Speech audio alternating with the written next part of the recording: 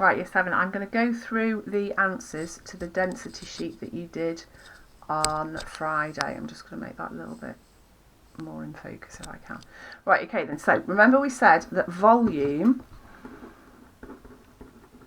is the height times the width times the depth, okay? Or sometimes it's the length times the width times the depth, right? So basically you need to multiply your three numbers together, okay?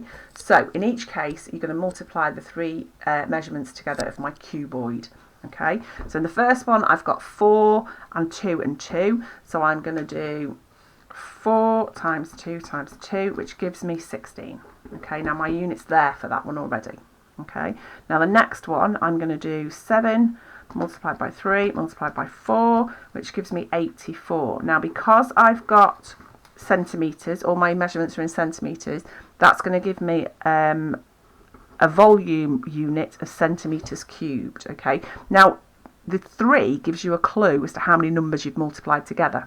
Okay, so you've multiplied 3 numbers, so it's going to be centimetres cubed, which is your 3. Remember, it needs to go up a bit as well, just off the line a little bit. Now, in actual fact, I want to show you that it doesn't matter which way round you do the multiplication, okay? So if I did 4 times 7 times 3, I still get 84. If I do 4 times 3 times 7, I still get 84. Okay, so it doesn't matter which way around you do the multiplication, but you have to multiply the 3 numbers together. Right, so the next one, I've got 10 times 5 times 5, which will, sorry, I misread the number, 2 times 4 times 5 gives me 200. Now, because they're all the same unit, centimetres cubed. Okay, now the next one, if you look at the unit, which some of you noticed, they're all in metres rather than centimetres. Okay, now that doesn't matter because all 3 units are the same. Okay, so in this case I can just do my calculation in exactly the same way.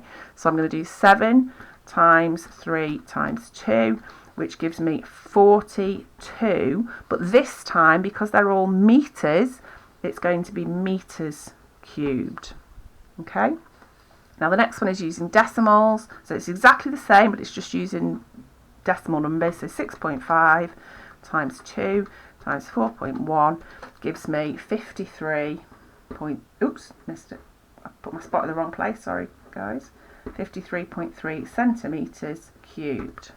Okay, now the next one, when you look at the units you have to recognise that it's a metre and centimetres. Now because the units are different, I can't just multiply those 3 together. Okay, so I have to change the units of one of them. Now I can either change the units of the centimetres into metres, or what's easier in this case is to change metres into centimetres. The first thing I'm going to do is make that 100 centimetres. And now that they're all in the same units, I can just multiply them together like normal. So 100 times 10 times 10 gives me 10,000 centimetres cubed. Okay? Now, the density question. So once you've worked out the volume of something and you know its mass, its weight, oopsie daisy, let's try and get you back in focus, then you can work out the density. Okay, and we'll use density to think about why some things float and some things sink in a minute. Now, my calculation is that density is the mass divided by the volume. Okay, so you had that on the video. Now, to help me remember which way round to do my calculation, I'm going to write divide between those 2 columns. Okay, so it reminds me which numbers I'm putting into my calculator. So the first one, I've got 40 divided by 10, which will give me 4. Now the units for density, we just use the units that are on our columns at the top. So it's grams per centimetre cubed. And what that's telling me is that for each centimetre cubed of material A, it will weigh 4 grams. Sorry, I'm having a bit of a problem with the focusing on this for the time being. So for each centimetres cubed of material A, it will weigh 4 grams. Okay, now the next one is going to be 50 divided by 100, which is 0.5 grams per centimetre cubed. So already you can see that material B is got a much lower density than material A. Okay, because 1 centimetre cubed of material B only weighs 0.5 grams. Okay, so the next one, 80 divided by 20 will give me 4 again, so 4 grams per centimetre cubed. So material A and C have got the same density, even though we've used different volumes of it, they've got the same density, so we can compare them. Then I've got 200 divided by 250, which gives me 0.8 grams per centimetre cubed. Oops, 350 divided by 290, which gives me 1.2. Now I'm going to do it to 2 decimal places, okay, because I've got that great big long number, I'm not going to write it all out, so I'm going to go to 2 decimal places. So I've got 1.2. Now because the third number is a 0 but the number after it is above 5, I'm going to round up that number, okay. So because this is 206, I'm going to round it up and it's going to become 21, okay, so it'll be 1.21 grams per centimetre cubed. Okay, if it was 1.204, then it would stay as 1.20. Okay, so that's how we do our rounding up. And then the last one, 30 divided by 80, will give me 0.375. So again, because I've got quite a long number, I'm just going to do 2 decimal places, and because the third one is a 5, I'm going to round it up, so it will be 0.38 grams per centimetre cubed. Okay, right, so then these next ones are a little bit more tricky because they've got different units. Okay, so first of all, I've got a block of material with a volume of 6 metres cubed and a mass of 48 grams. Now, because I've got metres cubed and grams, I can't do that straight away as a calculation. I have to change the units of something. Now, if you change the units of a cubed volume, it's quite tricky to do. Okay, so you end up with crazy numbers and you have to really, really think about it. So it's much easier for me to change the mass of 48 grams into kilograms. So that's what I'm going to do. So 48 grams divided by 1,000 will give me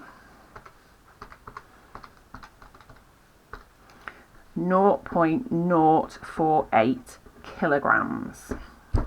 Okay, so 48 grams is 0.048 kilograms. Now I can do exactly the same as my calculation that I've done before. So I'm going to do 0.048 kilograms divided by my 6 metres cubed, which will give me 0.008 kilograms per metre cubed.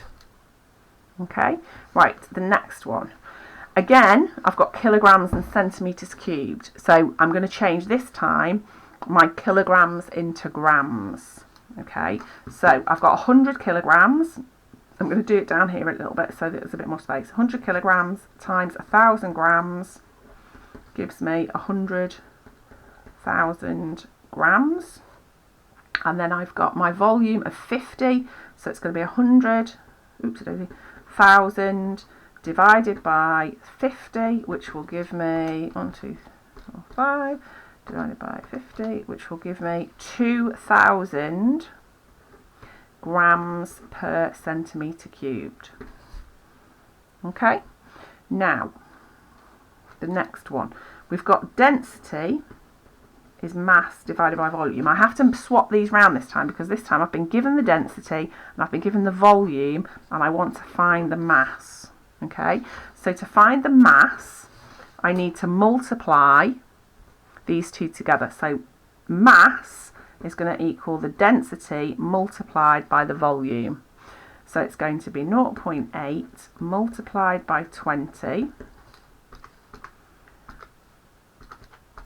which will give me 16 grams. Okay, now the reason that I wanted you to work out these densities and practice doing this is because it will help you determine whether materials will float or sink.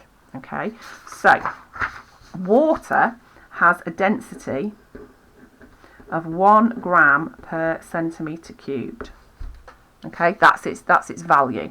So water has a density of 1 gram per centimetre cubed. Now, if you have a density, if a material has a density that is higher than 1 gram per centimetre cubed, then it will sink. Okay, so it's got a density bigger than water. So if it's got a density bigger than water, then it will sink. Okay.